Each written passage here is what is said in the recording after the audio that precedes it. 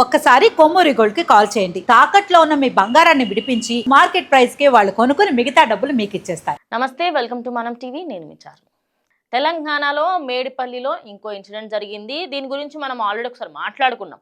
కానీ ఆ రోజు ఏం జరిగింది ఏంటి అంటే అది ఆయన హార్ట్ అటాక్తో చనిపోయినా నేను కూడా అదే చెప్పాను. ఎందుకంటే మనకు అఫీషియల్గా అప్పట్లో అదే తెలిసింది. అయితే ఈ మేడిపల్లి ఇన్సిడెంట్ అందరికీ గుర్తుండే ఉంటుంది. పూర్ణిమ అశోక్ ప్రేమించి పెళ్లి చేసుకొని పెద్దల్ని ఎదిరించి చెన్నైలో నుంచి ఇక్కడికి మన హైదరాబాద్ మేడిపల్లి దగ్గరకు వచ్చి ఉన్నారు. ఇక్కడ వరకు అంతా బాగానే ఉంది. ఆయన ఒక ప్లే స్కూల్ నడుపుకుంటూ జీవనం సాగిస్తూ ఉన్నాడు. మరి పిల్లకి ఏమనిపించిందో ఏమో, ఎవడి మీద మోజొచ్చిందో ఏమో. ఈ అమ్మాయి ఏం చేసిందంటే మహేష్ అనే ఓ అబ్బాయి మీద కన్నేసింది. ఆ అబ్బాయితో ప్రేమ వ్యవహారం నడిపిన తర్వాత నాకు ఒక కొడుకున్నాడు అన్నది అది ఇంగితం పోయింది. అంటే గుర్తు కూడా లేదనమాట. అంటే ఒక 10 నిమిషాల పడక సుఖాల కోసము భర్తలని పిల్లల్ని అనాథల్ని చేస్తున్నారు కదా.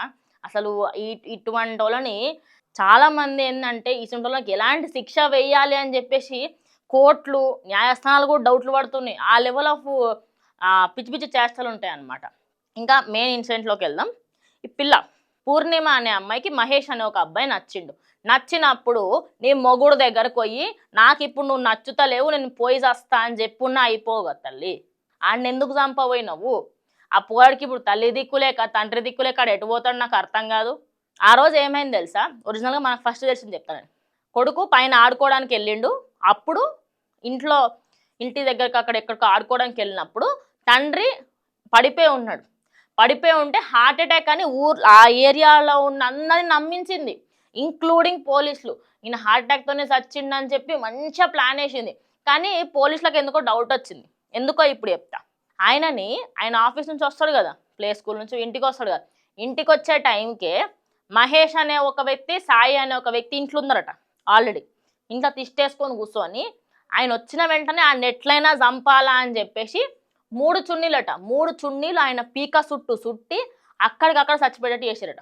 ఎప్పుడు డౌట్ వస్తుంది తెలుసా? చుట్టినప్పుడు ఇక్కడ మార్కులు పడతాయి కదా, అది చూసి పోలీసులు ఎందుకో తేడా ఉంది, ఇది హార్ట్ అటాక్ అయితే అసలుకే కాదు అని చెప్పేసి ఈమెని పోలీసుల తరీకాలు అడిగితే అప్పుడు నాకు ఆయన అంటే ఇష్టము, నేను అన్ని ప్రేమిస్తున్నా, అందుకోసం అని చెప్పేసి ఈడు అడ్డంగా ఉన్నాడు అని చెప్పి ఈయన్ని చంపేసిన అని చెప్పిందట. ఇది ఏం నేర్పిద్దామని సభ్య సమాజానికి మీరు గిట్లా హత్యలు చేసి మానభంగాలు చేసుకుంటా మొగుళ్ళని కొడుకులని కూతుళ్ళని చంపుకుంటా ఏం నాటకాలు ఉందా మీకు? నాకు అర్థమైతలేదు. రోజుకి ఇన్సిడెంట్స్ చెప్పేటప్పుడు కూడా నాకనే కాదు మీకు కూడా అనిపిస్తుంది కదా, అరే ఇటువంటి జరగకూడదు, ఇలాంటివి జరుగుతూ ఉంటే మనకి రేపటి రోజు ఎంత అంటే పిల్లలపైన ఎంత ప్రభావం పడుతుంది.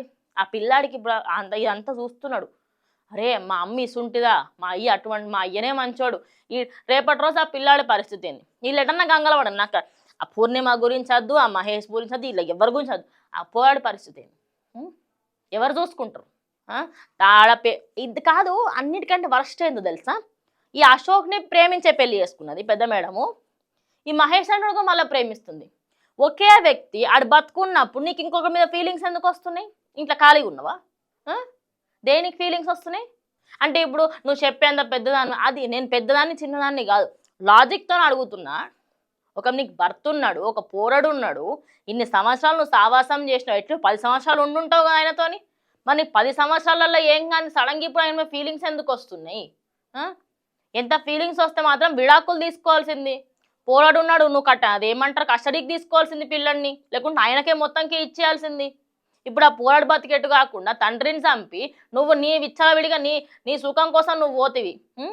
ఇప్పుడు మేడిపల్లి పోలీసులకి ఇదంతా తెలిసిందని ప్రకారంగా తెలిసినప్పటి నుంచి ఏం చేశారంటే అమ్మాయిని పూర్ణిమ, మహేష్, సాయి ఇలా ముగ్గురిని అరెస్ట్ చేయడం జరిగింది.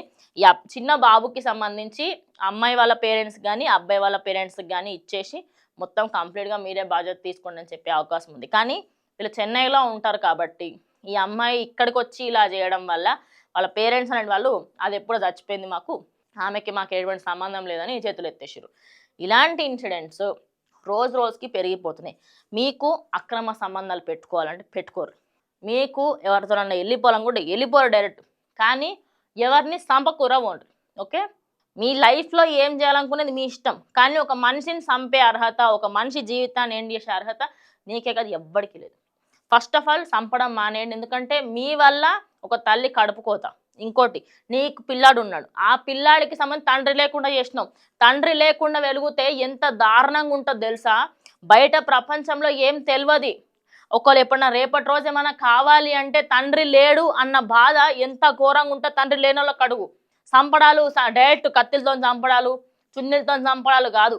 ఈ విషయం మొత్తం అయిన తర్వాత కూడా నిన్న సాయంత్రం దాకా నమ్మించింది గుండెపోటుతోనే చచ్చిండు అని. పోలీసులకి డౌట్ వచ్చి అప్పుడు ఇన్వెస్టిగేషన్ స్టార్ట్ చేసి మేడం గారు పొద్దున కల్లా ఇదంతా చెప్పారు. సో ప్రజెంట్ మేడిపల్లి జరిగిన ఈ ఇన్సిడెంట్ మాత్రం వైరల్గా మారింది. దీన్ని ఇన్స్పిరేషన్గా తీసుకొని ఎవరు కూడా ఇలాంటి ప్రయత్నాలు చేయకండి. ఇది అవేర్నెస్ కోసం చేస్తున్న వీడియో. మీకు తెలవాలి ఇలాంటి చండాలాలు జరుగుతున్నాయి తెలంగాణ రాష్ట్రంలో, అదేవిధంగా కొన్ని రాష్ట్రాలు జరుగుతున్నాయి అని చెప్పడానికి మాత్రమే.